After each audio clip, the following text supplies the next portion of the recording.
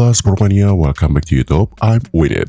Terus untuk kalian para pecinta sepak bola, Mimi sudah menyiapkan rangkuman informasi bola untuk hari ini, yang tentunya informasi ini sangat menarik dan juga sangat sayang untuk dilewatkan. Jadi buat para brother yang tidak mau ketinggalan informasi terbarunya nih, baik itu seputar klub favorit kalian ataupun pemain favorit kalian, brother bisa langsung subscribe channel YouTube I'm Winit sekarang juga, karena kita akan terus update perkembangan informasi terbarunya. Dan tanpa banyak bacot lagi, berikut adalah rangkuman informasi bola selengkapnya.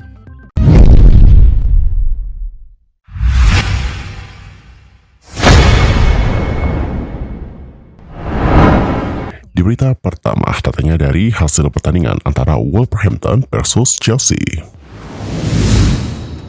Wolverhampton sukses mengandaskan Chelsea dengan skor 2-1 dalam laga Premier League 2023-2024 pekan ke-18 yang digelar di Molineux Stadium pada hari Minggu tanggal 24 Desember 2023 malam waktu Indonesia Barat. Setelah babak pertama berakhir tanpa gol, Wolves memastikan kemenangan di paruh kedua lewat aksinya Mario Lemina dan Matt Doherty. Chelsea sempat memperkecil skor berkat golnya Christopher Nkunku. Berkat hasil ini, Wolverhampton pun kini menyamai poin miliknya Chelsea yakni 22. Wolves berhasil menempati peringkat 11, setingkat di bawah The Blues yang unggul selisih gol. Wolverhampton dan Chelsea sama-sama bermain agresif sejak awal laga. Kedua tim pun menciptakan sejumlah peluang. Namun, penyelesaian akhir yang buruk membuat skor 0-0 tak berubah hingga turun minum. Memasuki babak kedua, Wolves sukses nih membuka keunggulan pada menit ke-51. Sepak pojok dari Pablo Sarabia sukses disundul oleh Lemina untuk membobol gawang Chelsea yang dikawal George Petrovic. 4 menit berselang, Chelsea nyaris nih menyamakan skor usai Nelson Semedo dan Max Gilman melakukan blunder. Namun sayang, Nicholas Jackson gagal memaksimalkan situasi ini menjadi gol. Chelsea terus-menerus nih menggempur pertahanan Wolves untuk mencari gol penyeimbang. Peluang demi peluang pun diciptakan oleh Raheem Sterling dan kawan-kawan. Sayangnya, usaha mereka tak berhasil.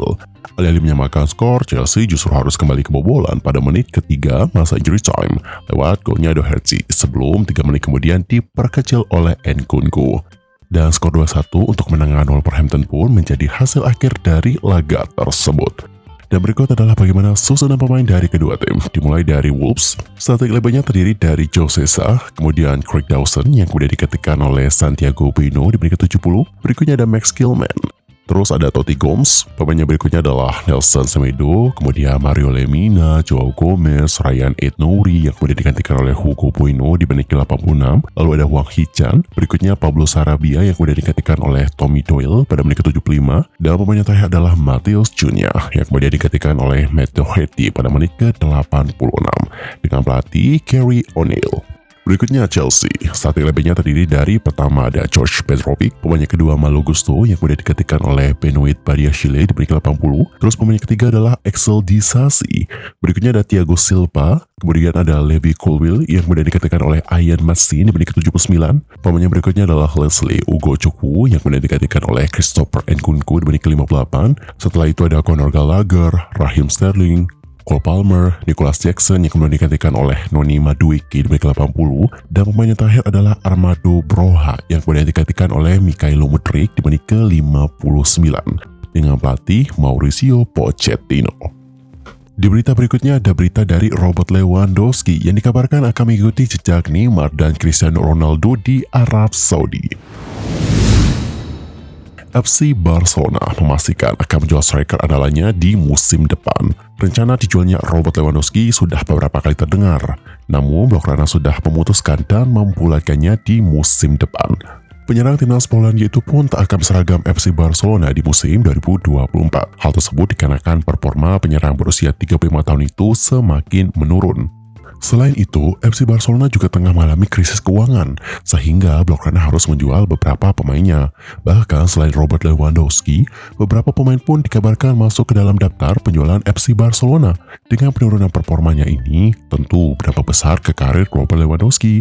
Padahal beberapa waktu sebelumnya, Robert Lewandowski berharap lebih di FC Barcelona.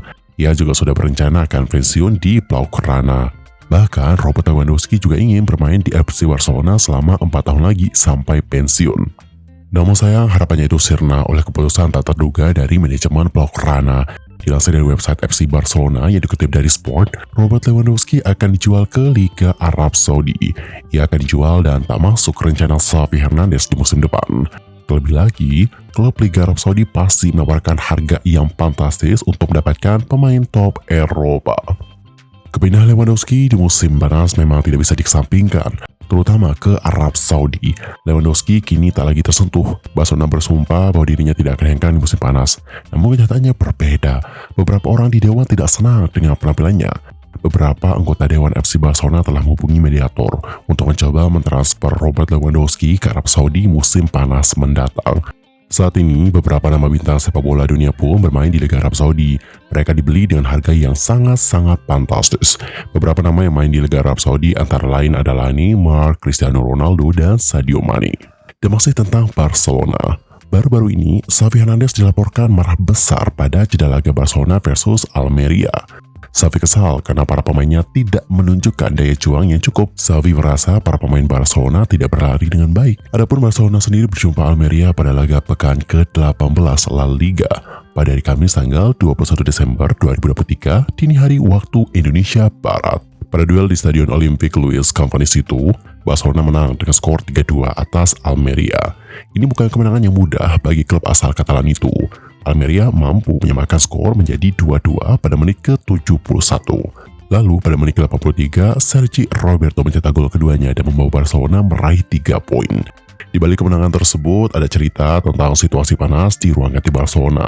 Xavi marah besar pada kinerja tim maupun kinerja individu. Dikutip dari Diario AS, Xavi bukan hanya marah, melainkan sangat marah. Xavi disebut belum pernah marah sekeras ini sebelumnya. Xavi berulang kali melampiaskan emosi ke papan taktik.